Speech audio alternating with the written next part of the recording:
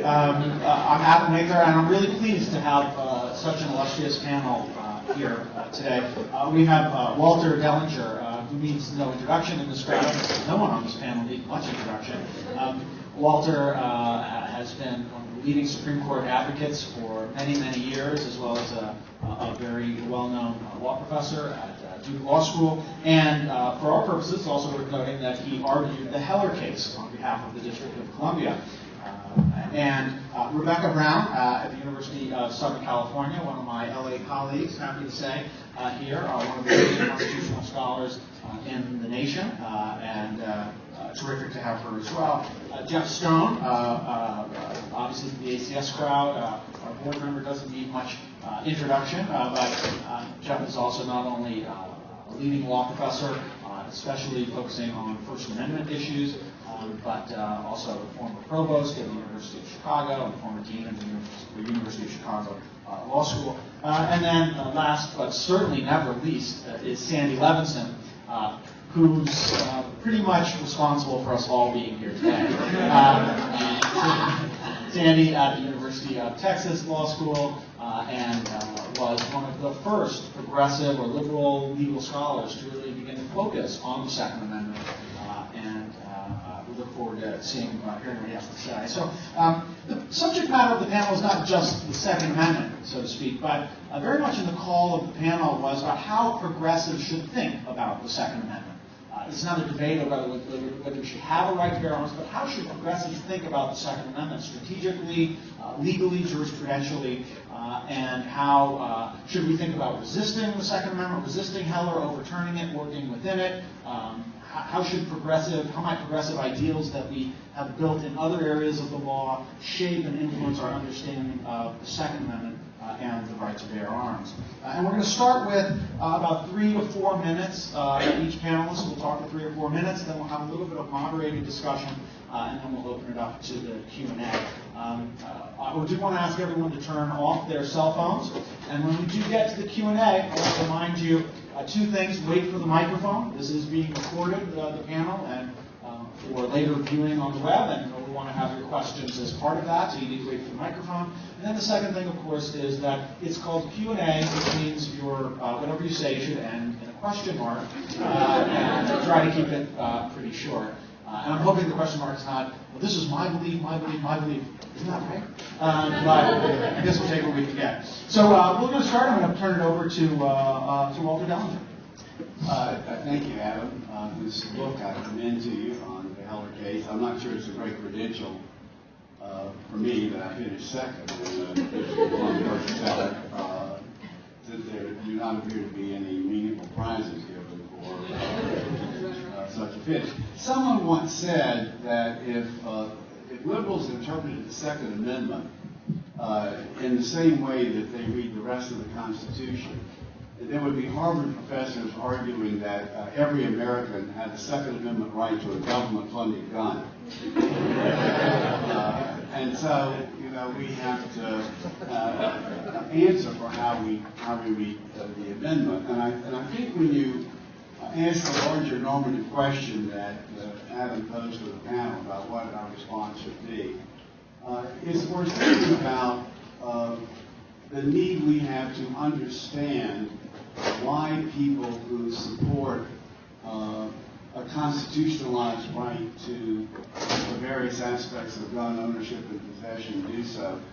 David Cole has one of his usually trenchant pieces, either out or forthcoming in the New York Review of Books on this subject.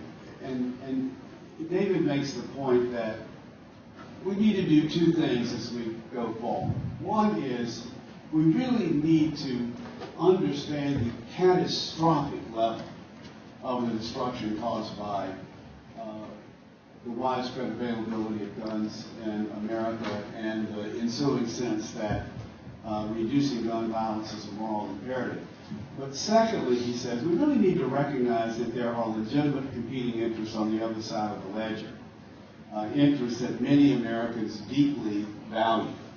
A third of Americans, down from a half, so a third of all Americans own guns, and I think we need to understand what that means to them and what it means in the culture, and the sense that has unfortunately been created that is seen as a massive insult to people that have guns. So with that as a policy background, I have the same sense about the constitutional issues. I think if we'd had an honest constitutional debate about protections of guns, it would have started with the notion that this is not a Second Amendment issue, it's a liberty issue under the 5th and 14th Amendments. And there I think there is certainly a claim greater than the ordinary shifting commercial arrangements, that there is an especially constitutional value in the right of self-defense.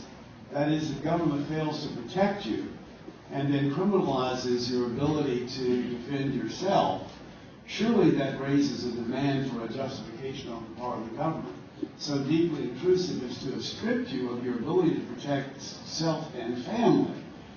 So that I think there is a legitimate constitutional notion there, and indeed that was a libertarian background in bits and pieces before and sometimes after the adoption of the Second Amendment. That wasn't what the Second Amendment was about, in my view. And I think the overwhelming part of the argument was about the protection of state militias from the new Constitution's radical notion that the national government could arm and therefore disarm the state militias.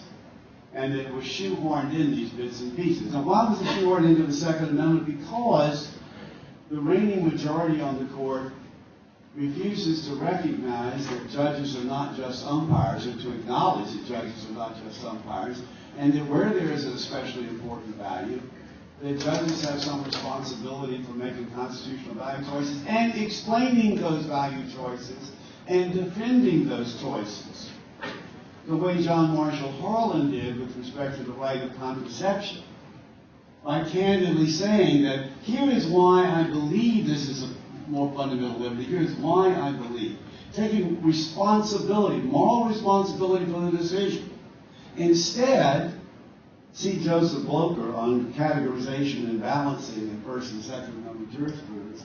Instead, the court, as it has done in other areas, hides behind some other clause, which it says gives the court no choice. There was a decision made, it's categorical.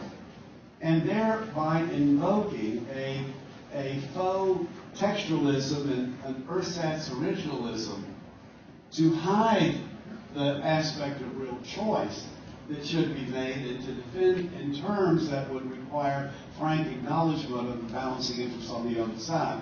For example, the danger of handguns in crowded urban areas where they can be concealed and taken into schools and on metros, etc. That is my background.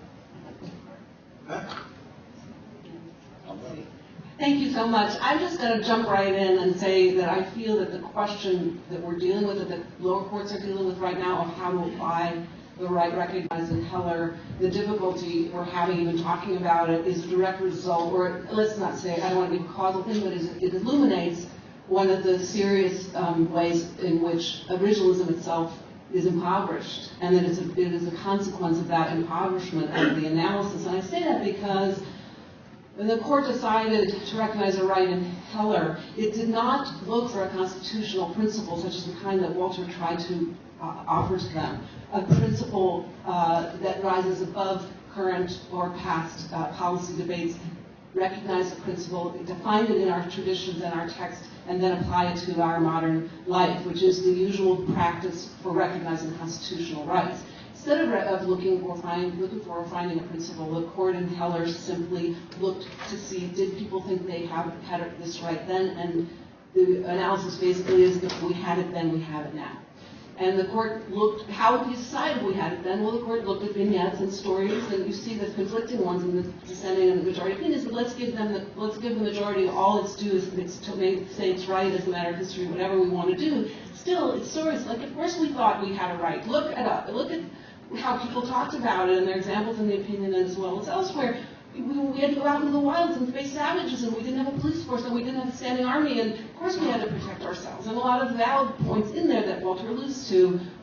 And he said, okay, we had it then, therefore we have it now. So he plucked a right that was based on context and human experience, lifted it out and dropped it into the 21st century where none of that experience and context still holds, or very little of it. Maybe there's a core there that does.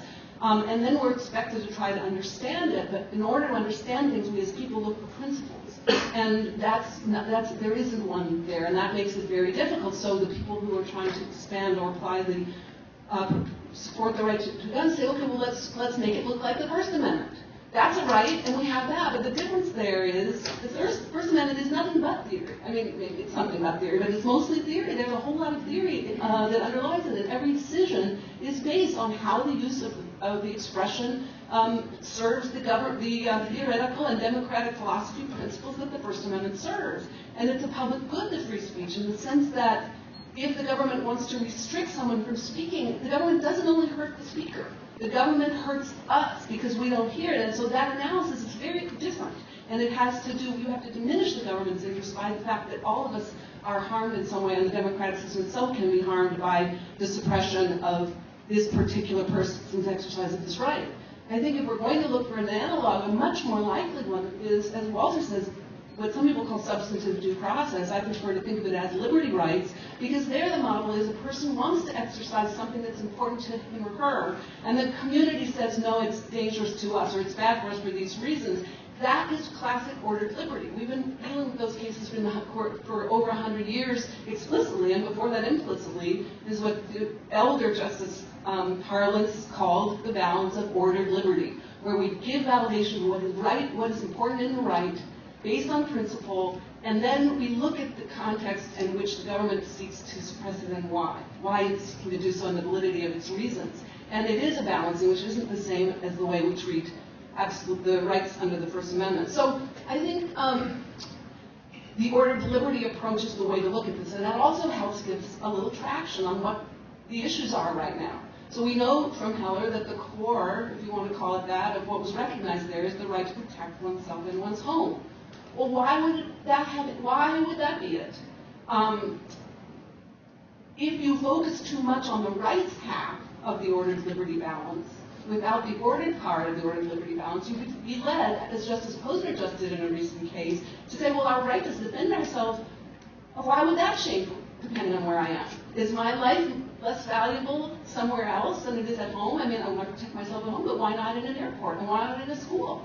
How do you justify in a principled way treating those locations differently when really the right, if there is one, the interest is the same? Well, the way you get at it is what ordered liberty is all about. In the home, the government's interests are very weak.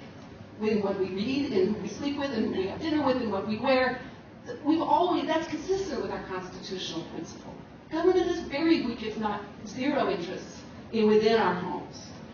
But step outside, go to an airport, go to a school.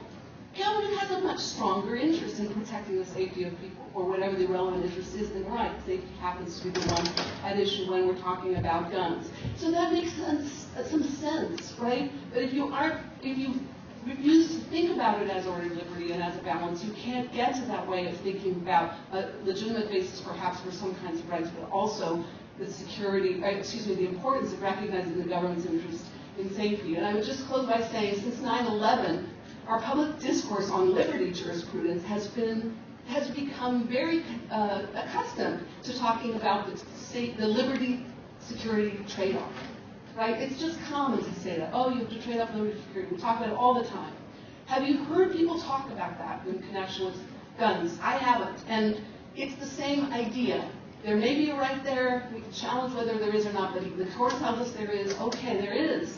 But there is also a community interest that requires that in a principled way we recognize that the right has to be limited in the sake of the public safety. So I would suggest that ordered liberty is the right analog. Thank you. Thank you. John? So I would ask you to talk a little bit about the relationship between the Second and First Amendments. Essentially, in Heller, Justice Scalia read out of the Second Amendment the language about the well-regulated militia. So in my view, that's the essential component of the provision. And to give meaning to it, you have to focus on the limitation of the well-regulated militia. But Justice Scalia essentially erased that and said that's just sort of background, doesn't really have much to do with the interpretation. And so he basically rewrote the Second Amendment to say that the right of the people to keep and bear arms shall not be infringed. And then the argument is made by pro-gun advocates that the Second Amendment is like the First Amendment. Congress shall make no law abridging the freedom of speech, or the right of the people to keep and bear arms shall not be infringed. They're both absolute, straightforward provisions. And the question is, at least as a mind game, accepting hypothetically that after Heller we now have to think of the Second Amendment as if it simply erased the first clause, what would that then do to interpretation? That the advocates of gun rights essentially say that means you can't regulate guns, period. And of course, part of the problem is that's not the way we've interpreted the First Amendment. Even if you play this mind game, it's not the way we've interpreted the First Amendment. On the one hand, there were those who said, well, Congress shall make no law abridging freedom of speech. No law means no law. End of discussion. Right? But it quickly became apparent that that doesn't work. It doesn't make any sense. That we have to know is what is the freedom of speech that cannot be abridged. And that was the point of Justice Honorable Wendell Holmes' hypothetical about the false cry of fire. Right? When he offered that hypothetical, it was essentially rebutting the claim that the First Amendment means what it says. It can't mean what it says. That would mean people would have a First Amendment right to falsely yell fire in a crowded theater. That can't be true. Therefore, the First Amendment doesn't mean what it appears to mean. We have to define what the freedom of speech is. So the same thing would then be true with respect to what does it mean to say the right to keep and bear arms. What is the right that may not be infringed? And you can't answer that from the text. It's not absolute any more than the First Amendment is absolute. It's easy to pose the equivalent hypothetical to the false cry of fire. I have a right to operate my own private drones. Everybody's going to say that's crazy. That can't be what it means. So then the question is, how do you go about giving it meaning?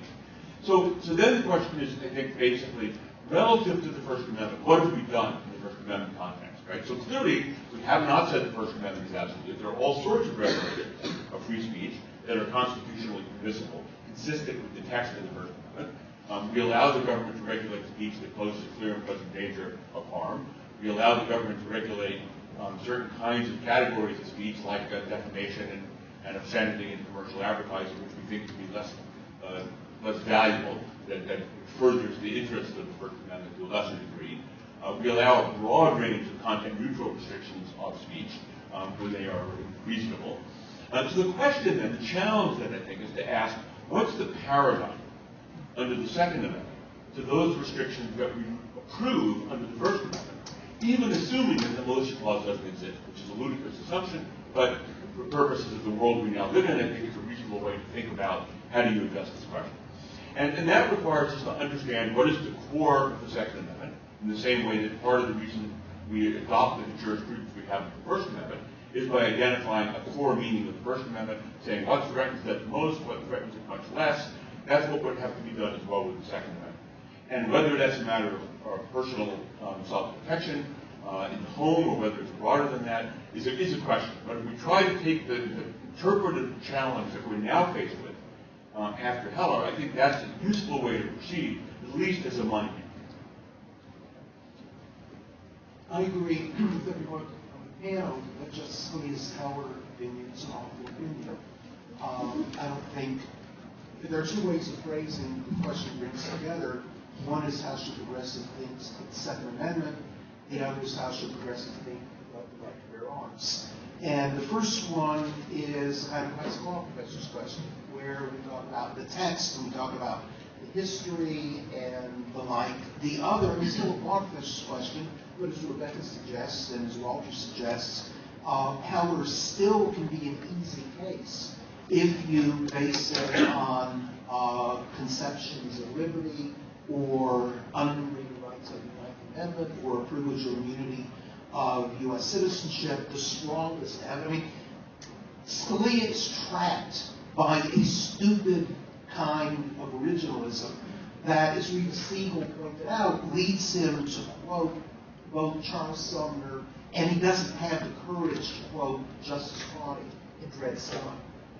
But if you put the two together, they are the strongest possible evidence for the proposition that by the 1850s there was a very widespread consensus that what it meant to be a citizen of the United States was that you had a right to bear arms. But instead, yes, to be silly discussions of the Second Amendment, which among other things ignores the civic republican scary aspect of the Second Amendment, that it is designed to enable a free people to rebel against repressive government. It has nothing to do with a liberal right of individual self-defense. That being said, what Heller stands for is a liberal right of individual self-defense, and I'm glad that Walter noted David Cole's absolute superb article, because I think it's absolutely correct in how progressives should think.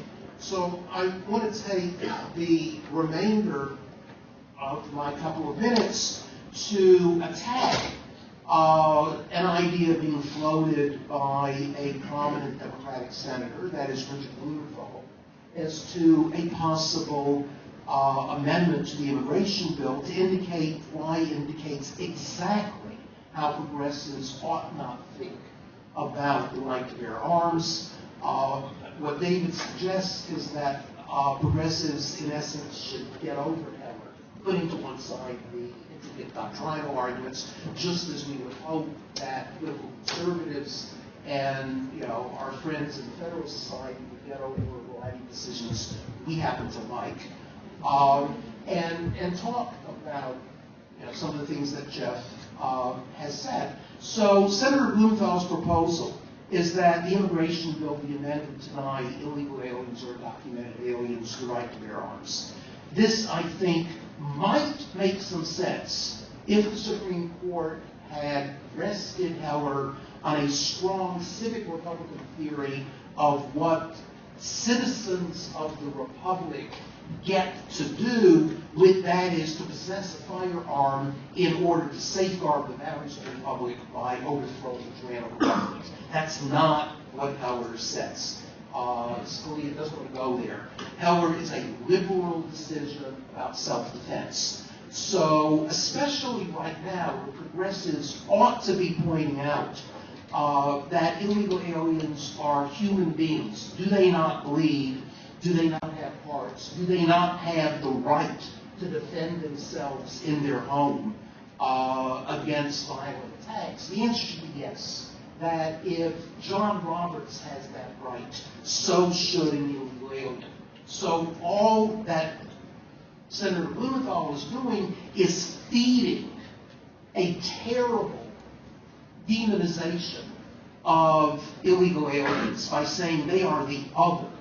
And out of a perhaps defensible desire to limit gun ownership, he wants to pick on a vulnerable group.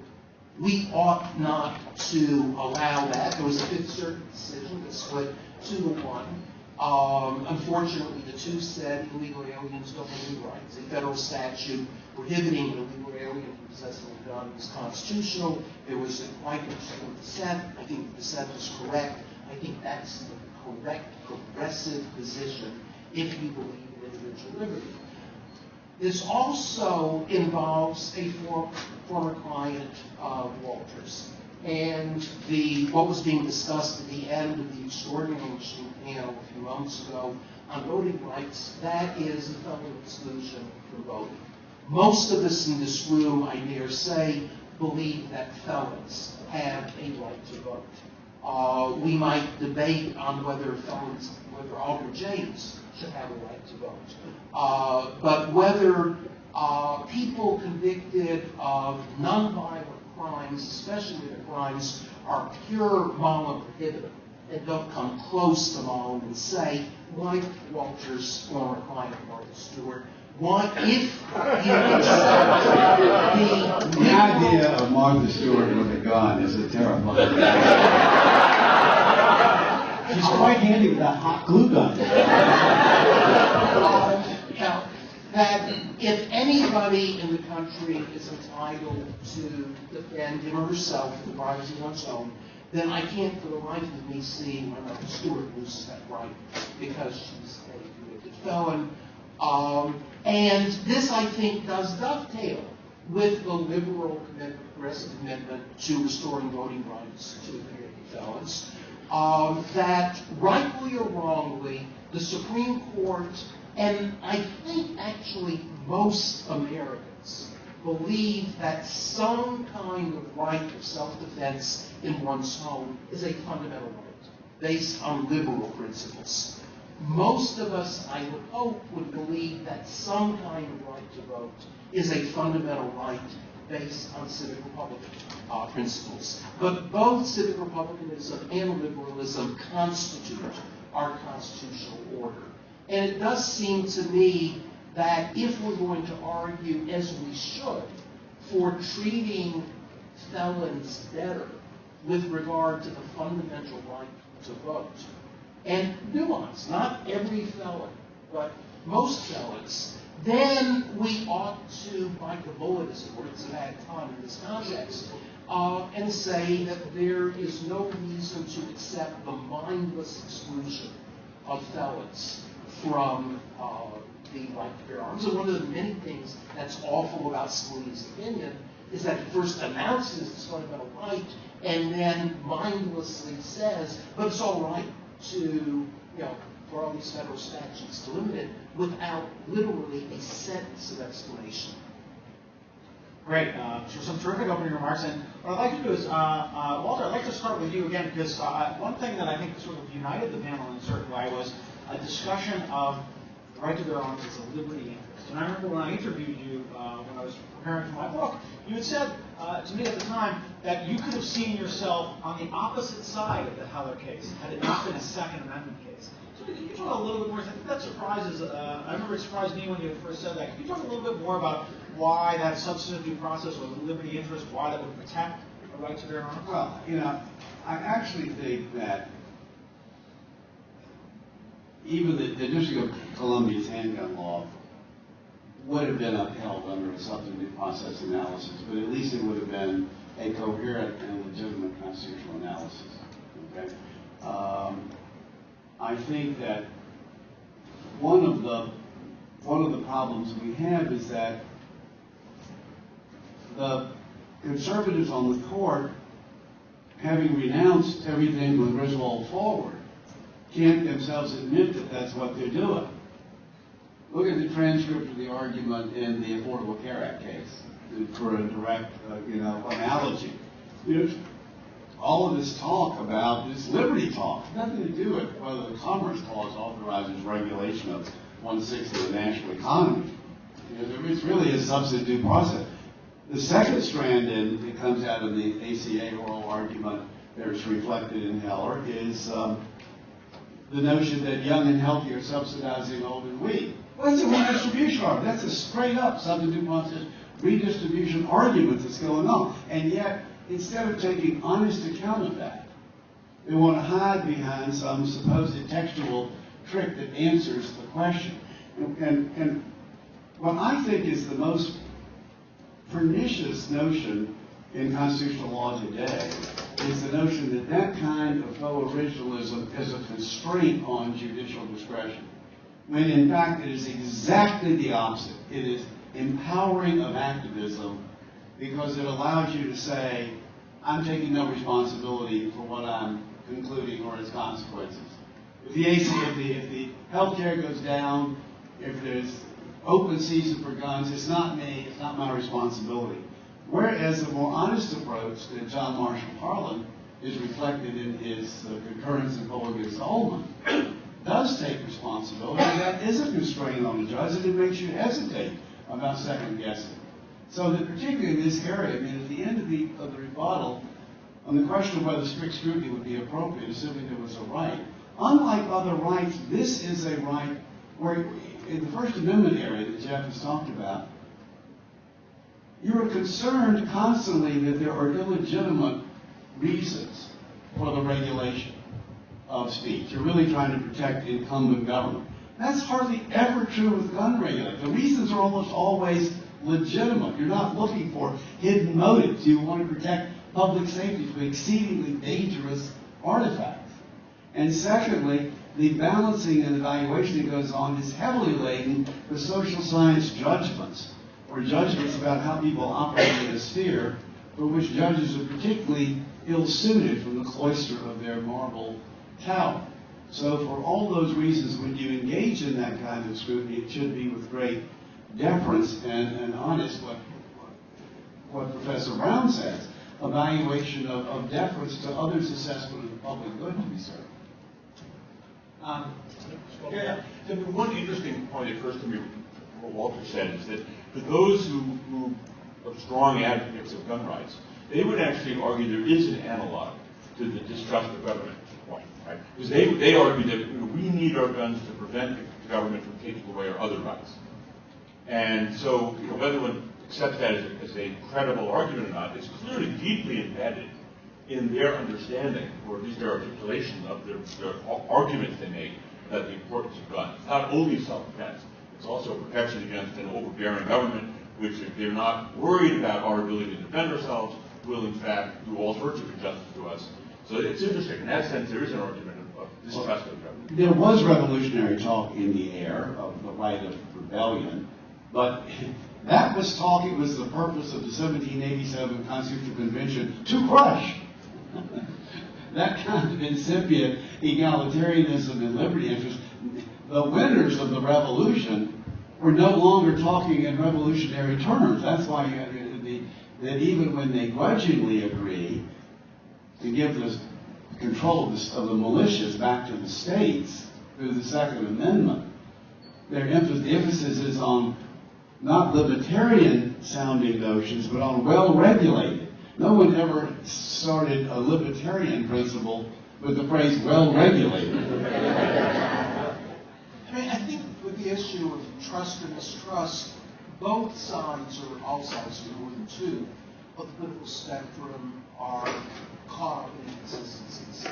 That the discussion that we're having literally this week about NSA spying, the rationale for that is that there really are genuine dangers out there in the world, which certainly exist and going well beyond what we usually think of as terrorism, and that a benevolent government will protect us from these dangers by doing the kind of basically more or less unrestricted surveillance that has been revealed. Those of us, and I use us advisedly, who are a bit skeptical of an unrestrained program of surveillance, would talk about either the potential for abuse, even if we certainly trust Barack Obama, assuming he has any idea what's going on in the jurisdictions of bureaucracy, that he's certainly not going to turn into a tyrant. But there are other people who say, well, there are going to be other presidents who are going to come up. And so we want to have much more control over an allegedly developing state. And so if you do view the right to bear arms, rightly or wrongly, as having been linked not only to individual self-defense in your home, but also the ultimate kind of safeguard. And if you look around the world, it's not a silly argument. A certain kind of safeguard against aggression. And you don't need nuclear weapons. Nuclear weapons are useless. Very low level kinds of weapons can be quite useful if you're trying to battle insurrection. And there are Drones would be helpful, though. Pardon? Drones would be helpful. Yes, no doubt. But these are very scary discussions to have. But as I think you find on both sides of the spectrum, it's simply that we have our issues where we focus on why we really mistrust the government, and they have their issues, and kind of it's hard for the trains to meet. Could I make one more point about that? I mean, it's interesting because in the plenary, if some of you were there, I mean, Pam Carlin talked about the guarantee clause as a potential place for Congress to have the power to help with some of the problems we have in elections if Section 5 is struck down. But it strikes me that in some way that's relevant to what Sandy just said. I mean, we actually do have a Constitution that anticipates dissent, anticipates overthrowing power, challenging power, changing those in power, but we have a particular way of doing it. It doesn't include guns. And Article 4 gives Congress the obligation to guarantee a Republican form of government. I don't think any of the other places in the world that are trying to overthrow their governments with guns are pretending to be carrying out a Republican form of government. And I think if you want to go that route, then you have to concede that Congress should have the power to prevent it, because it's given an obligation in Article 4. And there's an interesting issue about distrust and how that's operationalized in the courts. So one of the ways we operationalize that distrust is by having a standard of review that's very burdensome. And often, especially when we think about this in some ways as a liberty right to bear arms is something that's protected by the liberty components of the Constitution. Generally, progressives say that rights that are protected by those liberty components are subjected to the most exacting forms of scrutiny that is very distrustful, that begins with presumption that the government is acting inappropriately there. I'm curious to get your feelings of the panel on that issue about operationalizing that mistrust, because if it is that liberty notion, and we do have a very high standard of review, it's actually going to be very difficult for a lot of gun laws to survive. Because one of the things that I've found in my research is that while gun control can work, it's very difficult to come up with clear evidence that associates particular gun control laws with the positive outcomes. Not impossible, but difficult. And I think that prosecutors and attorneys who are defending Second Amendment against Second Amendment challenges all over the country, one of their big concerns is being required to come up with good, hard evidence to show why, for instance, their assault weapons ban is constitutionally permissible. So I'm just curious, how should progressives think about that Second Amendment if we think of it if we think of the right to bear arms as maybe not as a Second Amendment issue, but as a liberty issue, where generally we want that kind of skepticism by the courts, but that might really disable gun control. How should we think about that problem? Okay. Well, I think, again, what you mean is a theory. And, I mean, the question of I think the question of how heavily we scrutinize government reasons has to do with the history of, as Walter was saying, is why those liberty rights or equality rights were suppressed in the first place, and whether they tend to think that it's a historical matter, we would think they would be likely to be legitimate now. And it seems to me the idea that the government should have to justify restraining or justify a ban on assault weapons, it sort of begs the question of why would a person have a right to an assault weapon in the first place? Yes, we have liberties, but we also agree on the harm principle for the most part in our free society, which is that your freedom is constrained to some degree by your ability to harm others. And so I think we have to theorize what the right is about and why a particular type of weapon, maybe an assault type weapon or a bullet, armor-piercing bullets and things that the ordinary persons would be likely to need to defend their home, why those would have a heavy weight in the balance in the first place, and then we look at the government's right to overcome. Adam is correct that the courts are asking, where is the quote good hard evidence? Boy, that question sends me through the roof for two reasons, if asked by the courts. One is, of course, in this particular area, when there has been a concerted movement to deny funding for any empirical research,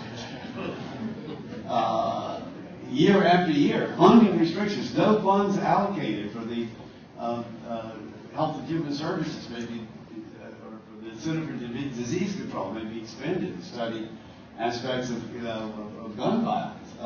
But that's a particular. More generally, this notion that the court is moving increasingly in the direction of treating the Congress of the United States or the state legislature or the elected representatives of the city as a kind of federal district judge or an assistant professor coming up for tenure and asking whether the empirical research meets the standards when elected officials are making judgments about the dangers of weapons, even asking questions like, where is the empirical evidence that a limit on the capacity, the bullet carrying capacity of weapons would have any effect given the proliferation of those chambers that are already out there? Right? I mean, where is the empirical evidence? Well, surely they can start to say, we want to begin, to wheel away this notion, but it comes up again in the Voting Rights Act, where it's been well said, and this will be coming down soon in a court near you. An oral argument, the court keeps asking the question, keeps saying the question, are we persuaded that this is the best formula? Why is that the question, rather than if Congress make a reasonable determination within a quite wide zone of legislative discretion to choose among the practical politics of reopening a formula or using an old formula that doesn't require reopening old ones. Are we persuaded? When did that get to be a constitutional standard? And there has been a standard that has always led the courts astray. The majority in Plessy says there's no proof that this is anything other than what the constructively colored race chooses to put upon it. You know, where's the empirical evidence, basically? And the first Justice Harlan says in dissent, the most important words, everyone knows. And you don't need empirical evidence. Everyone knows what this is all about. So I think it's part of an increasing trend of requiring this kind of, you forgot to say may I, hoop jumping on the part of the Congress of the United States. So, 2 points. One is on the question of empirical data. One of the problems we have is that we have gone so long now without any meaningful gun regulation that there's about 300 million guns in the United States, and to begin the process of trying to regulate is going to be very difficult to have any particular regulation have a significant effect in any short-term sense. So the only way I think one can think about empirical evidence is compare the United States with other societies where they have had gun regulation for an extended period of time, and where it's perfectly apparent that, although there are many differences between the societies, that those that do in fact regulate guns have much lower murder rates than in the United States. And it does seem perfectly apparent that guns have a significant amount to do with that. But it's also the case that putting in place new regulations today, given the reality of the pervasiveness of guns in this society, it's not going to have dramatic immediate effects. It's going to take a very long time for any kind of regulation to really matter. On the question of deference versus scrutiny, it seems to be that in the First Amendment analogy turned out to be useful, is that the question is in any constitutional issue, to what extent should a court give deference, or to what extent should it be skeptical? And that's, to me, that's the central question of constitutional law. And if you take the First Amendment analogy, for instance, the court basically is skeptical in those circumstances when there is reason to believe that there's a significant risk of dysfunction in the decision-making by the government, that there are political biases and distortions that lead them to suppress certain speech, not suppress other speech, because of reasons having nothing to do with the purported justifications for the laws. And so if you give deference, you're going to allow manipulation in all sorts of ways that is incompatible with the premises of the First Amendment. So the question is that also the case with respect to guns? And as I don't remember if it was Rebecca or Walter said earlier, there's no reason to believe that government is in fact manipulating gun regulation in a way that is distrustful of the purposes and values of government. We may agree or disagree with the judgments they're making, but it's hard to see why they are problematic in the way that racial discrimination is problematic, or regulation of ideas is problematic. And therefore, I think from that perspective, it makes sense to give a much greater degree of deference in that context than it does in some of the others. I think that that any of the gun control proposals that are actually on the table now are constitutional. I regard the attack on an assault weapons ban or magazine limits or background checks that may raise serious, quote, Second Amendment, or for that matter, order liberty problems, such as frivolous. As with the reason we have a terrible medical care system in this country, it is not because of doctrine of the United States Supreme Court, it's because of the political system that we've got that makes it increasingly impossible to pass any legislation that effectively meets the challenges that face us. If there are doctrinal issues that are raised, let me return to the earlier comment, that one of them involves status discrimination against certain people who are not allowed to have a gun in their own home for purposes of self-defense, illegal aliens, and Martha Stewart. And that, I think, does raise a serious constitutional issue in a way that assault weapons does not. Secondly, I think, as Judge Posner accurately recognized, there is an interesting constitutional issue about venue.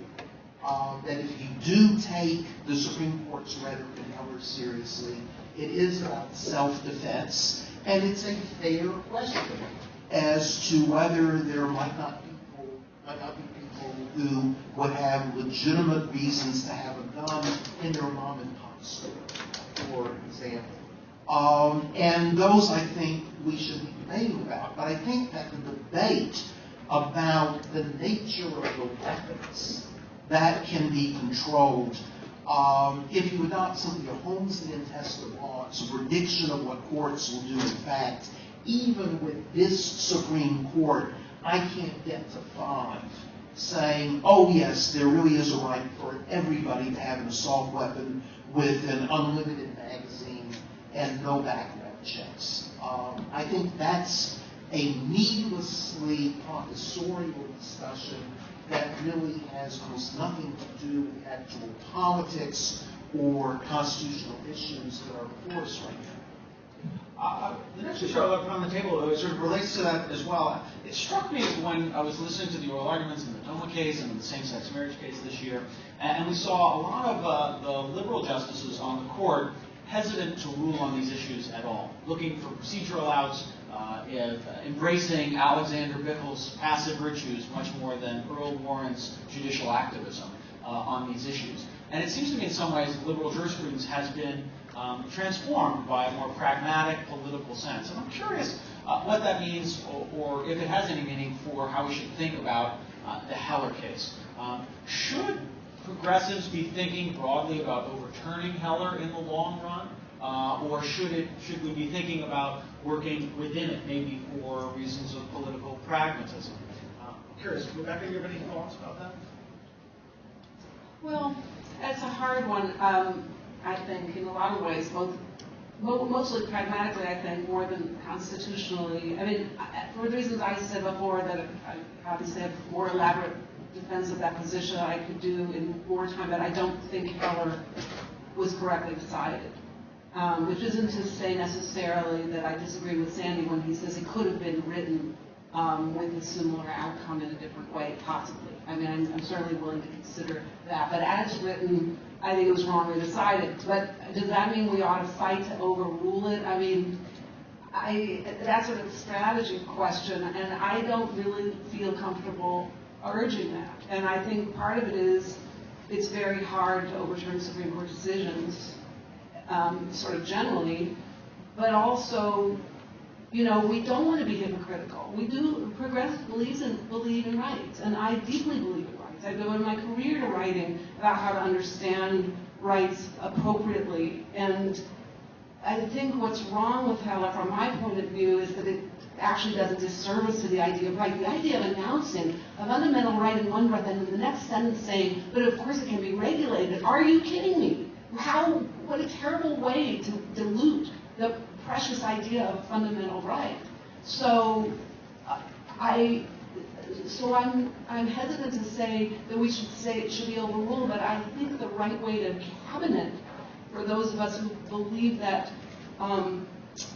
it is overstated is to argue for this balanced approach where the government does have some kind of credibility, at least presumptively, that we approach it with some kind of rational basis or intermediate scrutiny kind of approach, which would give the opportunity for reasonable regulations without, these insuperable challenges that I was talking about. I think you disagree. Well, it depends on what aspect of what you're saying. I think fundamental rights are, except I would argue for right against torture, are almost always defeasible. And the question is what the circumstances of defeasibility are, and the whole tiers of scrutiny sort of stuff. But it does seem to me that, and here's why David Cole's article is so important, that politically, even if it is the case that in 2013 gun control proposals are no longer fatal to the Democratic Party coalition in a way that was the case in the 80s and 90s, where my view is that lots of working class as voters were handed over a silver platter to the Republican Party. I'm still a bit wary of that. My view is that every one of us in this room who is delighted that Barack Obama was elected and re-elected should send a case of fine wine to Anthony Scalia, whatever we think of his opinion, because I think there can be little doubt that Heller took the gun control issue off the table in the 2008 election. Can you imagine what that election would have been like if Barack Obama had been in the position either of defending a 5-4 decision, saying that the state really did have the right to take all your weapons away from you, or saying that the Supreme Court had gotten it wrong, and if he's named president, he will look for somebody who will protect one's individual right to bear arms. Scalia gave him a great gift, which incidentally, I think for political science room, is kind of useful to talk about the difference between ideological predispositions and helping your political party out predispositions. There are a number of areas in which progressive ideology trumps, or we think of as progressive ideology trumps, over trying to keep coalitions together and winning the next election. And quite frankly, I want very much to get the House of Representatives back. And I am not sure that pushing very sensible gun control measures is the way to do it, given priorities. But that's a political judgment. It's not a legal judgment. I think Heller was a definitively wrong decision, but at the same time, I do think that precedent is an important value and principle in our legal system, and that decisions should be overruled only in relatively extraordinary circumstances where there's clear justification, other than just that if I did not the court, I would have voted the other way. Not that the current majority has acted accordingly, I think it is not. But in any event, I think Heller has enough ambiguity in language that it could easily be interpreted for a very long period of time to uphold virtually any gun control law that's likely to be enacted anywhere in the United States in the foreseeable future.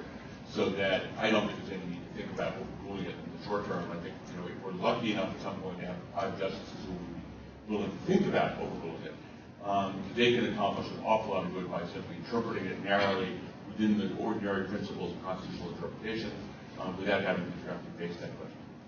Here's, the question you raised, Adam, was about the amount of discussion in DOMA and in Perry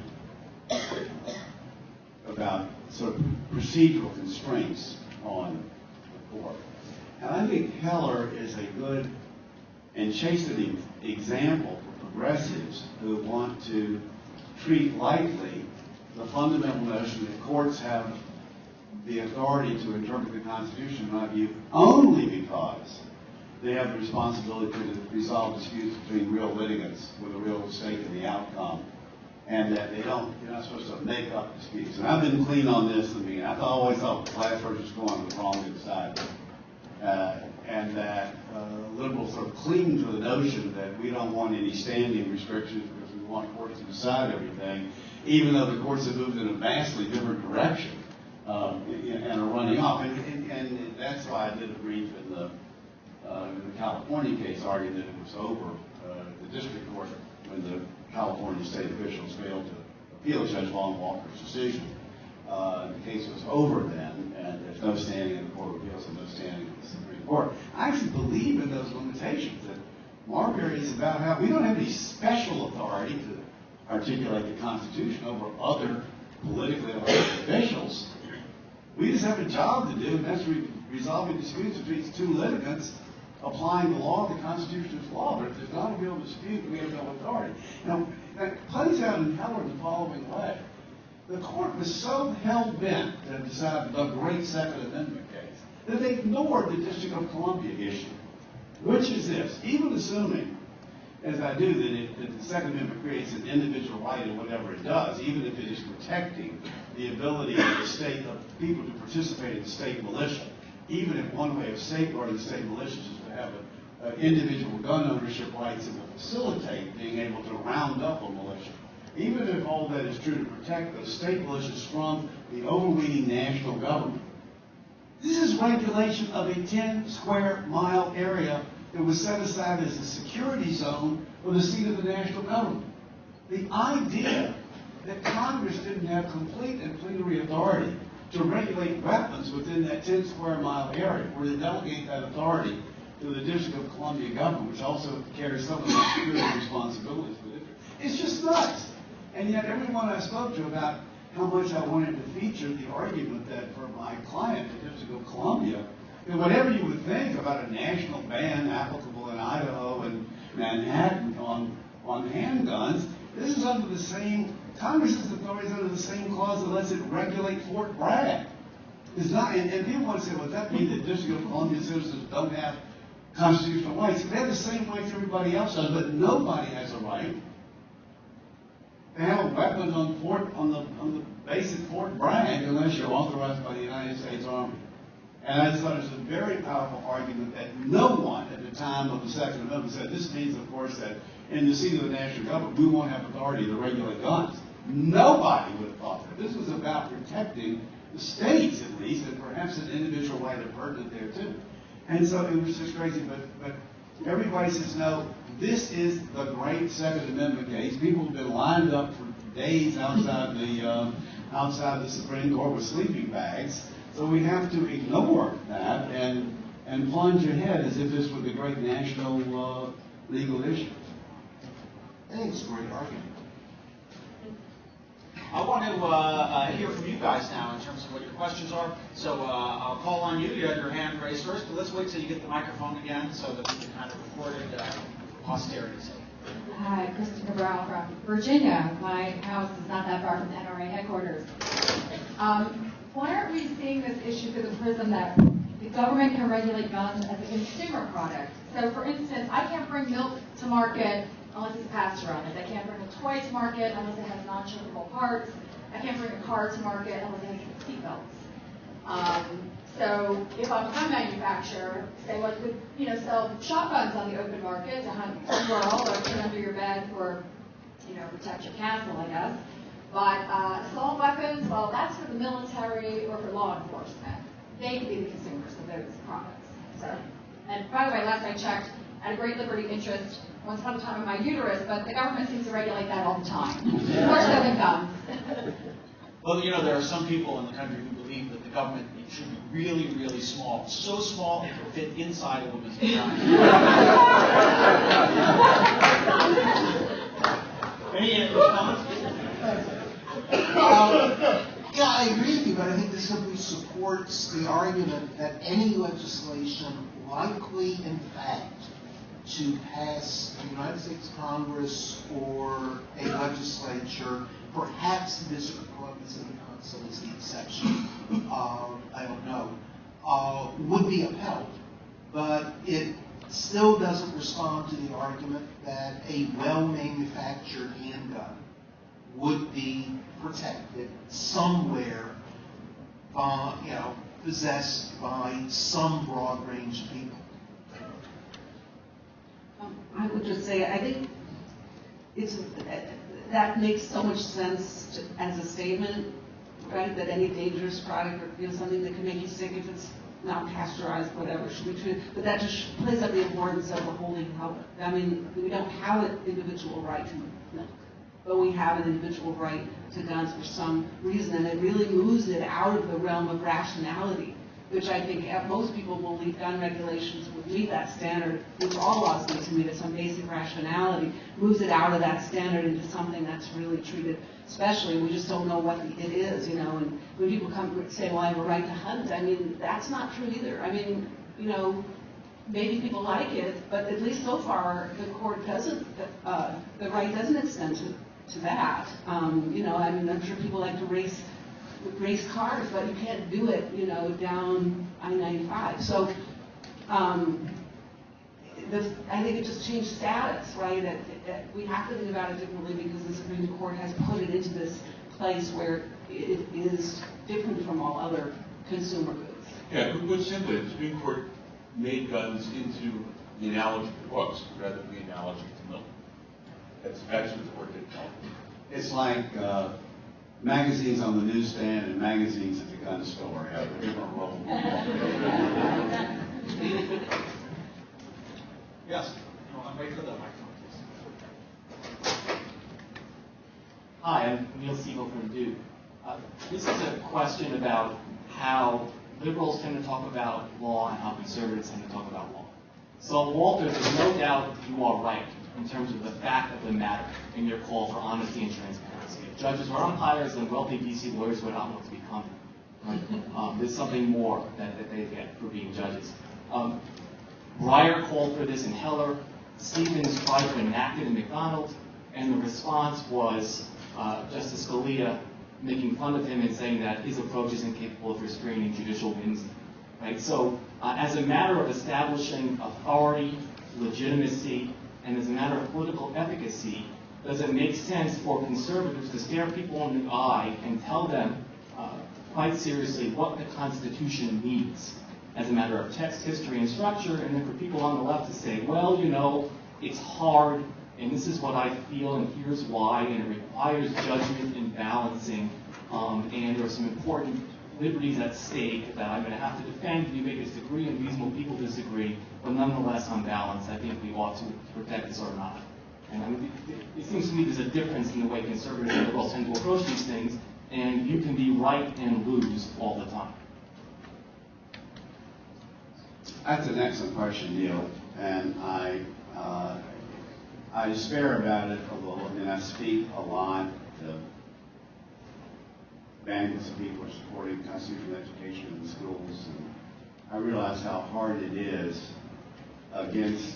because even that part of the public that follows public affairs closely doesn't have time to pore through 158 pages of District of Columbia versus Heller.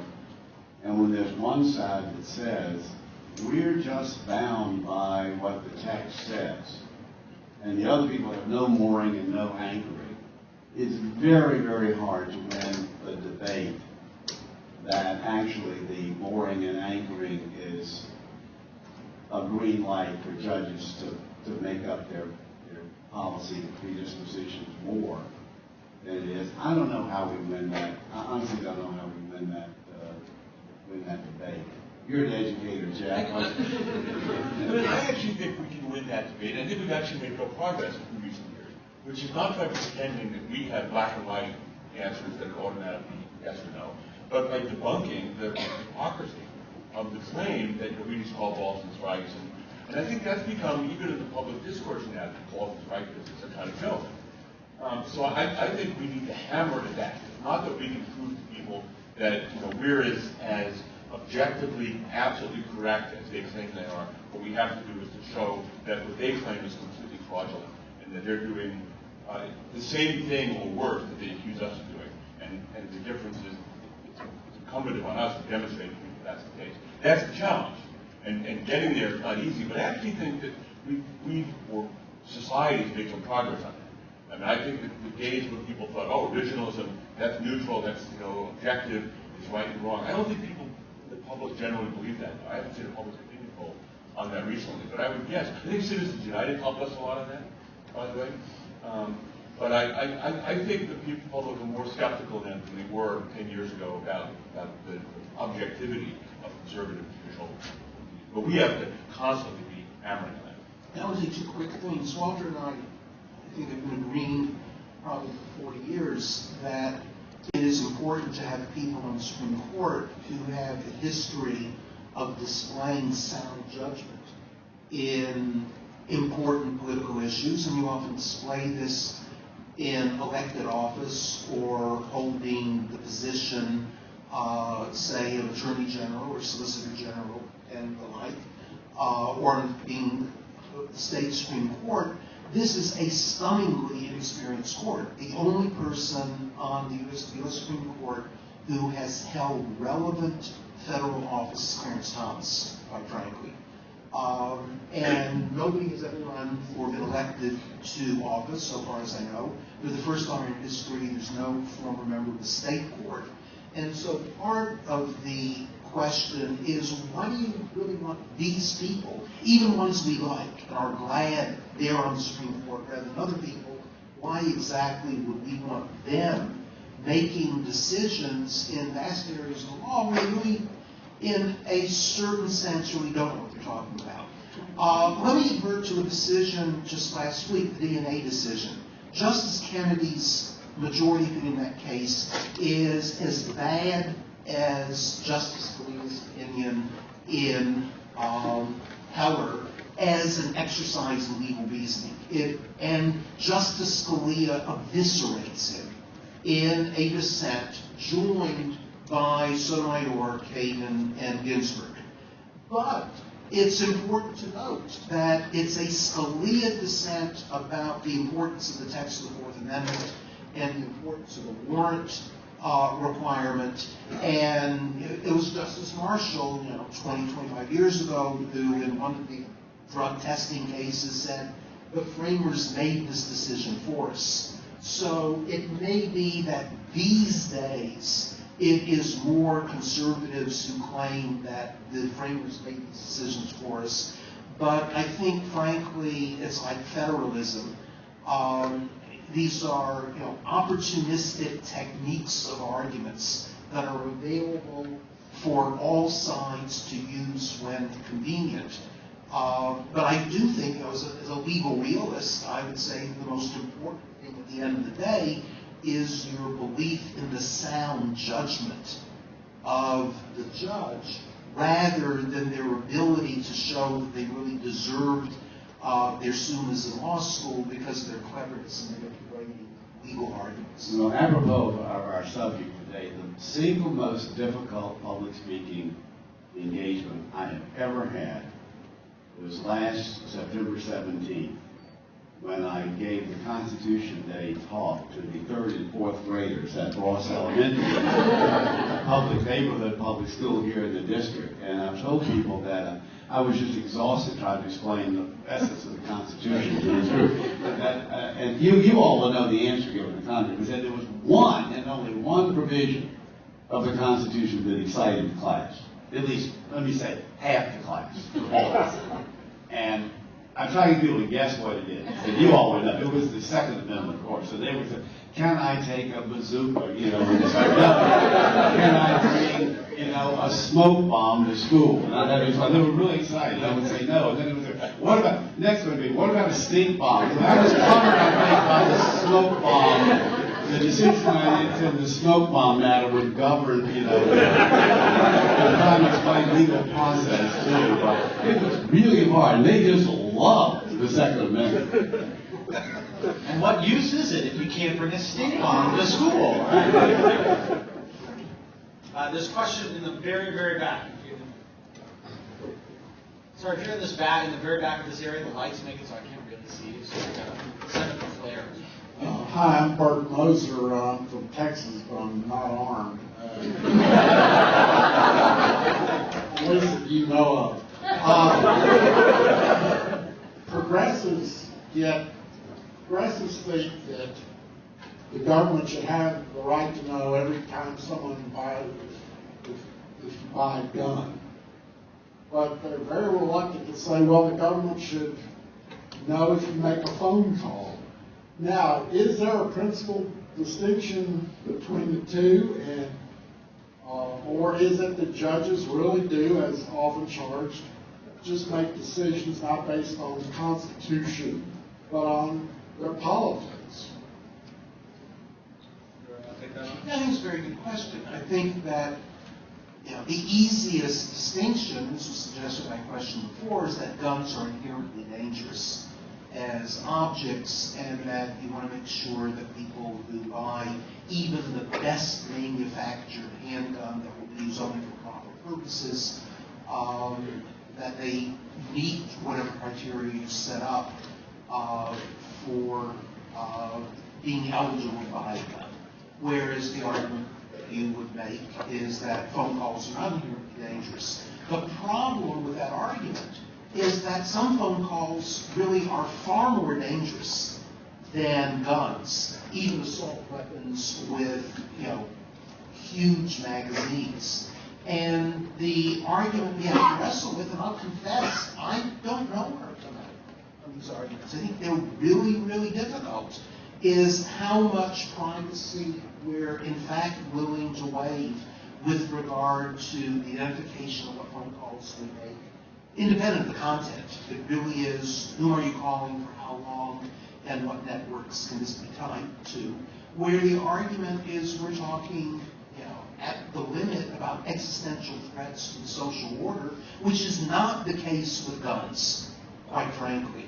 But one of the things we learn to do in law school is to engage in analogies. So, it's true that what you said before, are guns more like cars or like... Both are like books. Right. Well, my favorite one is the those communities where are elk more like oysters or something else, and you just simply have to tell students this is what it means to think like a lawyer. Analog to the phone call is an interesting question. The analog would be a law that required that every person who purchases or sells a gun has to create a record about who bought the gun and the ID of the gun, the ID number on the gun, which is put in the database, which cannot be looked at unless the gun is used in a criminal offense.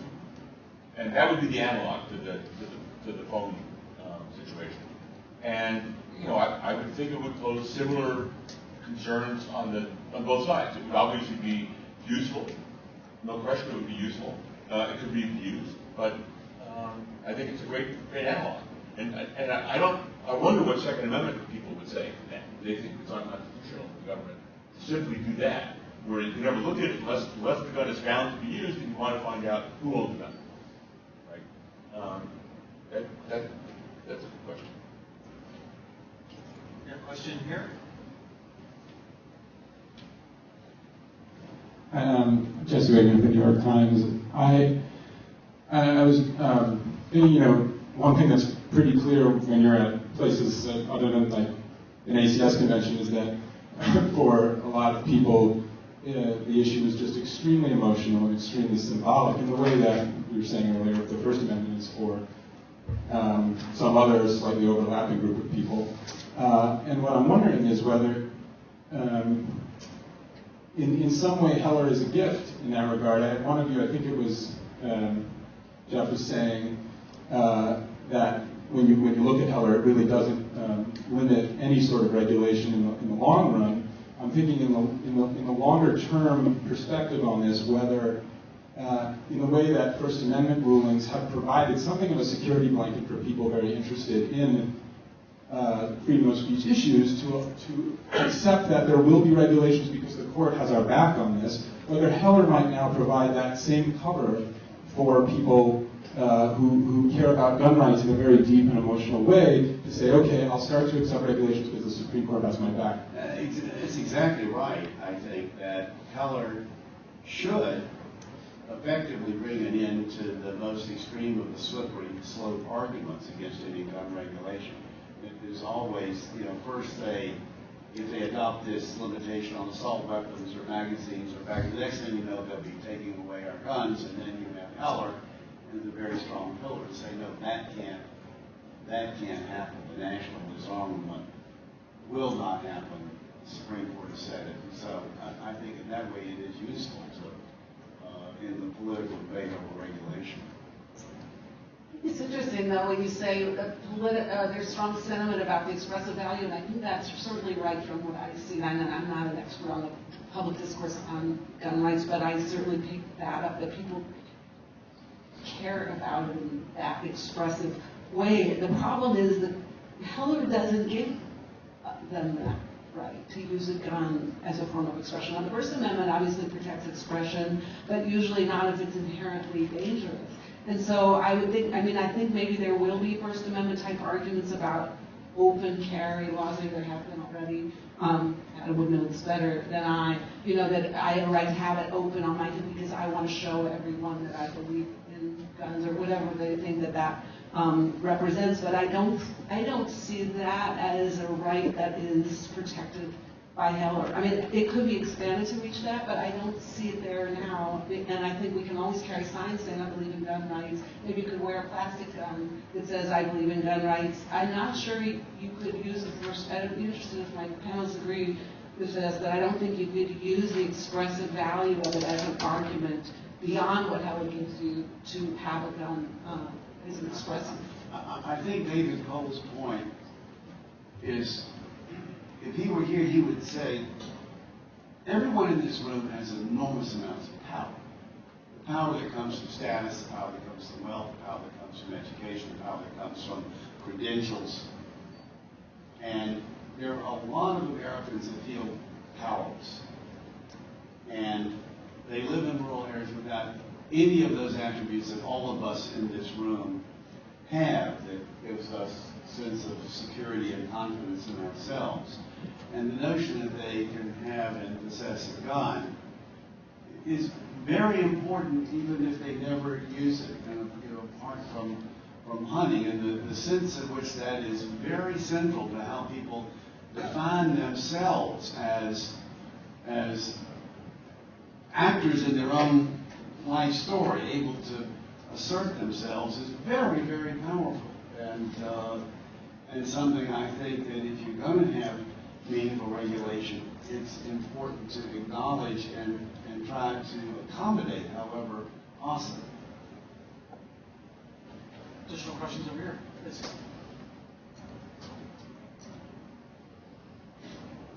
Hi, I'm Jamie Epstein from Marquette. There was some mention of post-Heller gun control legislation, but what are your thoughts on legislation like the recently enacted Kansas Second Amendment Protection Act that, one, excludes from federal regulation any personal firearm or ammunition manufactured and owned exclusively within Kansas, two, prevents any federal agent from enforcing any federal regulation or law governing any search as long as it remains within the borders of Kansas, and three, allows a county or district attorney or the Kansas Attorney General to seek injunctive relief in court to enjoin certain federal officials from enforcing federal laws regarding such a firearm.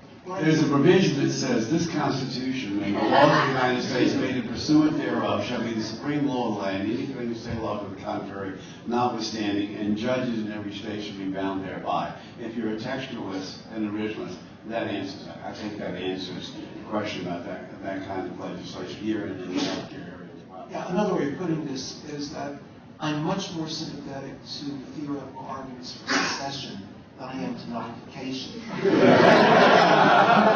This is pure nullificationism, and Walter is absolutely correct. End of the story.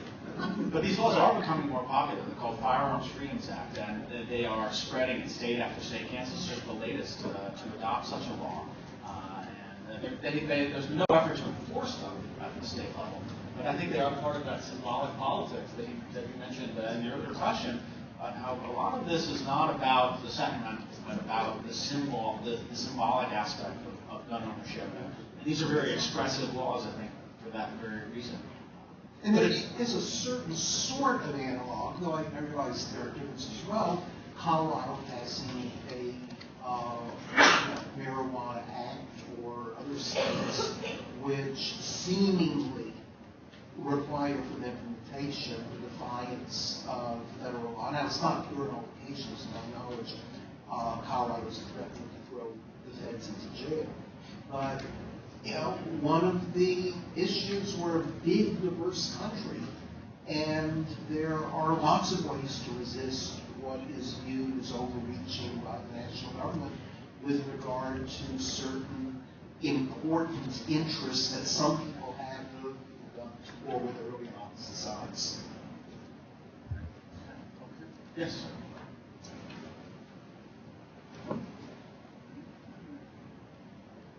I'm Bob Weinberg from the DC Lawyers Chapter of ACS, and I'd like to ask the panel, accepting the Heller decision, the right to bear arms, whether they agree or disagree with the Supreme Court's subsequent decision that the right to bear arms was incorporated in the 14th Amendment.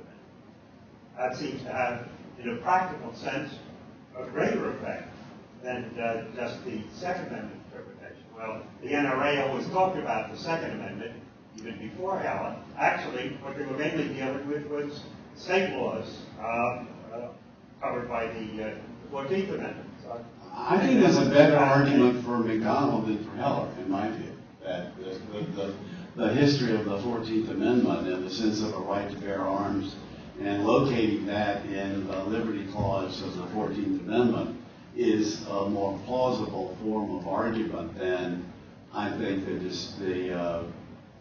distortion. Heller, to the extent that the Second Amendment was about protecting states in the regulation of their militia from federal control, the idea that 5 people in Washington, federal officials and voters, could set aside how states might choose to regulate their militias by having all the guns, kept in its common.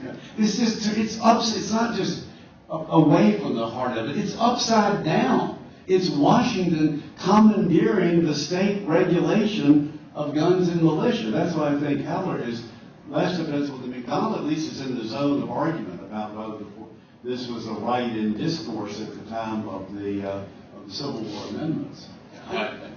Sandy knows more than I do. Well, no, I will say that Rodden is the best 11-page opinion of all time was written by Jeff's colleague Frank Easterbrook before McDonald, in which he ridiculed the arguments for McDonald on traditional conservative grounds, the importance of federalism, the dubious status of incorporation, and the like. And it is interesting. I mean, incorporation just tugs people in very, very different ideological directions. I think that given Heller, McDonald is right. Once you understand the Second Amendment the way the court did in Heller, then I don't see any really persuasive argument not to incorporate. It's actually an interesting little puzzle in these cases, though, which is I think that if you look at the history, there's I think a much stronger argument that the right of individuals to have a gun for self-defense was supported by the framers of the 14th Amendment, right? They had a lot of conversations about the freedmen having their right to arms confiscated by the black codes and whatnot. And so there was part of that history where you find many statements where they basically say that they believe that the Second Amendment protects an individual right to have guns for personal protection. But it's an interesting, there's better evidence for that self-defense rationale in the 14th Amendment discussion than there is in the Second Amendment discussion, where you don't see much discussion of individual self-defense against marauding clansmen and whatnot. But it's an interesting puzzle. It's possible that McDonald could be rightly decided and Heller wrongly decided. Right? That it could be that the right understanding of the 14th Amendment was that the framers of the 14th Amendment understood the privileges of immunities clause and the liberty component to protect the right of individuals to have guns for personal protection as a Second Amendment right, that they had their history wrong. And it creates a little puzzle where you could have actually had these decisions. If McDonald had come up first, it could have been decided in the way it did get decided, and maybe then Heller might have been rightly decided by a different court, apparently. Maybe to go the other way. It would have, it's an interesting puzzle. I think we have time for one more question. Wait for that. Hi, my name is Patrick Kibbe from Harvard Law School. Talked about thinking about the Second Amendment jurisprudence tied to a concept of ordered liberty. And if that were the way to think about it, it seems the next question would be how would you win the fight about what ordered liberty means in court? And that seems to be a contentious issue, given the things we've talked about today and this fight as a cultural war. So what are the best progressive legal arguments for what the concept of ordered liberty means with respect to guns that could be made? That anything passed in fact by a state legislature or Congress after they presumably held some hearings meets the prerequisites for the kind of regulation that you always get in any society, and that even if you believe in some liberty right or some Second Amendment right, this particular regulation doesn't run afoul of it. I don't think you really need to say anything more than that, frankly. The degree of the burden would be significant. I think that's important.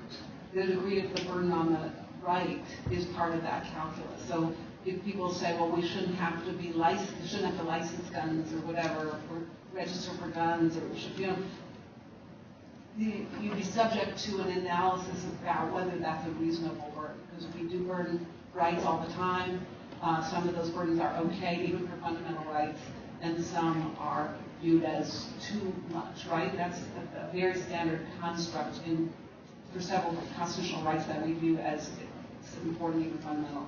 And so, one of the reasons I like this analysis that is, I think that's really important, is to what degree is the burden too much? In addition to the state's interest, which is always going to be similar, I guess, but we're maybe prepared. But for example, if you really are defending your home, I mean, to what degree is it a burden not to have anything big, more powerful than a handgun? You know, maybe not so much, right? Whereas if the right is sort of just to have arms in general, then a burden that says you could only have handguns and nothing else would be viewed as more significant. So the reason I like it is I think it does focus us on how much the government is restraining the right. If you imagine the Constitution without a Second Amendment, which is the state of affairs in 98% of the nations of the world, then I think the question about regulation of guns would be no different than the question of regulation of milk or cars or anything else. And the question would simply be, is there sufficient justification to regulate this particular product? And I would think the same very strong presumption of deference would be appropriate. I wanted to take a moment to encourage students, lawyers, others who are affiliated with ACS to start thinking more about the Second Amendment and this emerging jurisprudence. It's really a developing area of law where there's a lot of work that can be done. And the work is being done mostly by people who disagree with you on these issues. This is an area that's really dominated by conservative judicial thinkers, and I want to encourage people on the liberal side of this issue to start thinking about it and start asking these questions. This is an area where it is developing. You can shape it. You can make a difference in how the courts will approach this issue. Heller is just a few years old, 5 years old. There's another 40 years of jurisprudence we probably have on this right in cases. So encourage people to get involved. This is a great issue for progressives to help shape the law within the context of the Heller case. I want to, before I thank my terrific panelists, I do want to mention I've been asked to remind you that there's a networking luncheon immediately after this panel, followed by an address by Supreme Court Justice John Paul Stevens in the presidential ballroom. And there'll be volunteers there on site to help you point your way to your table. And before we go, though, I'd like to ask you to join me in thanking my terrific panelists for